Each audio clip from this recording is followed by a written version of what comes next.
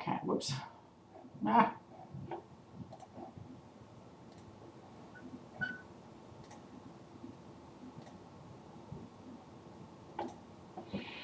Okay, so the big reason to let things go, when we strive after certain things, we think securing it is going to make us happy. But these things that we strive for, a house, a car, all these things are actually in the hands of someone else. And it puts us at their mercy. And it puts us into the hands of fate. And a lot of times, really, especially when you're going to buy a house, it's a very stressful time. Why? Because your fate, securing that object, is in somebody else's hands, and they can decide whether or not they're going to give it to you. So again, it's really out of your control. And when you go after those things and you're thwarted in your efforts to get them, this is the time that it makes us angry, jealous, depressed, and it causes us misery. These are the things that the Stoics believe cause us misery. And think through that. I know that the natural reaction is that you want to dismiss the argument in total, but consider each one of the premises, each piece of evidence that they give for their claim. Not all of them are bad. Perhaps there's one that you disagree with, that you say that I don't think that would work. That's where we need to go. And instead of saying, well, that's just garbage. Well, why is it garbage? I don't know, it's just garbage. Don't do that. Just say, is this a good one? Consider through the options. And then if you can think of a counterexample, then that's where you need to begin. The cure to our misery, try to get control of what's actually in your power.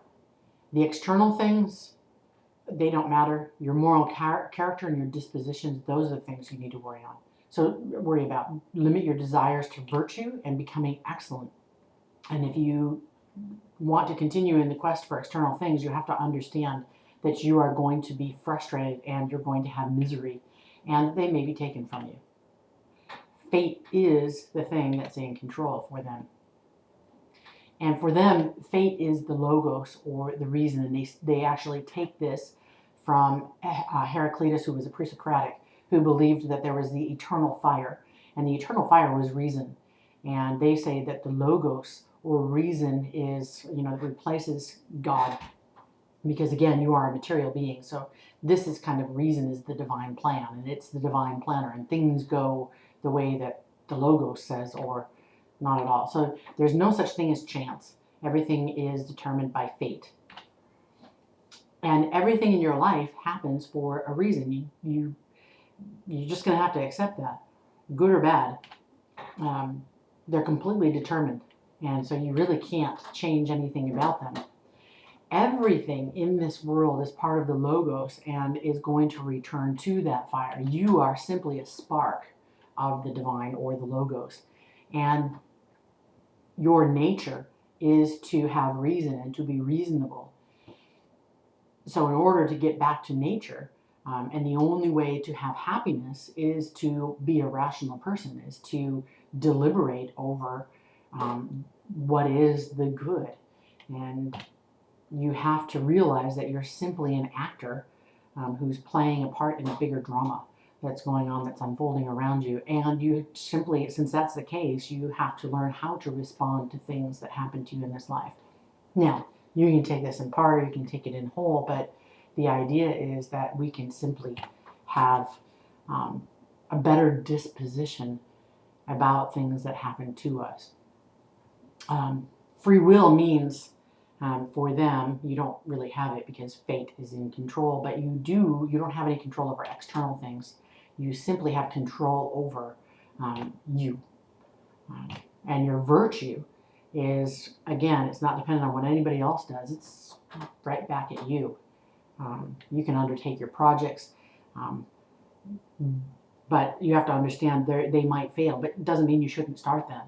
It just means that you might fail. But that's not where you should focus. Your focus should be on your inner self and your virtuous behavior. And undertaking these projects is actually helping you to build your character. But ultimately, things are going to come down to Zeus. And you should really be in service to Zeus. I guess, that's the logos. That's what they call it, because I think that was convenient. Work on your character, and no matter what happens, you have to just accept it. And that doesn't mean you have to be happy about it, just accept it. Since you're not in control, you're going to have to get a grip. And you're going to have to get a grip on your emotions and your dispositions. It certainly takes practice. And we all know of people who are, Debbie Downers, and everything that happens, they are just so sad about. And their life is miserable. But there are those people who horrible things happen and they make a joke about it and they move on and they just have a really carefree, happy existence. That's the kind of thing that the Stoics are talking about. The outcome of our actions are not in our control. We are led to believe currently, we believe in utilitarianism 100%.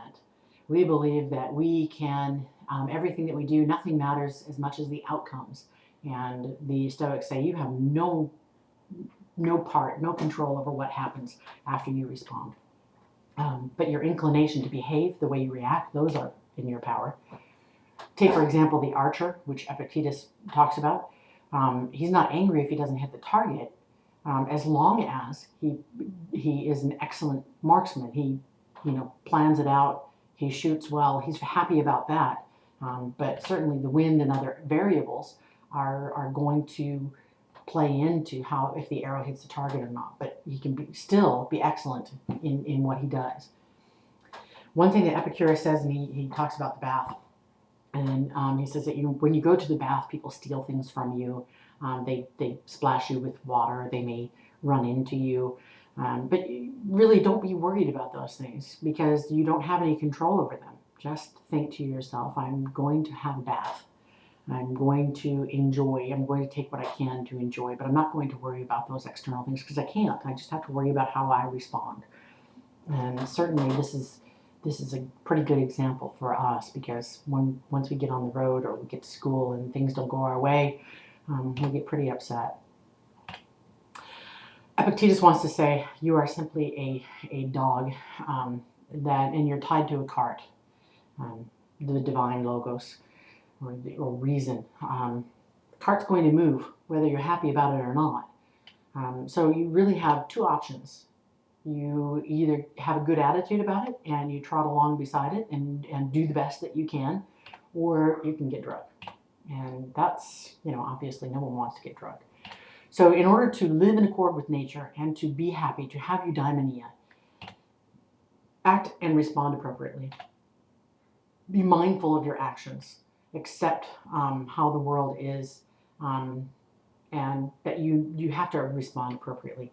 And you have to accept your fate. And every problem that you face is simply an opportunity for you to strengthen your character. Okay, so that's it. Hope that is helpful to you, and enjoy.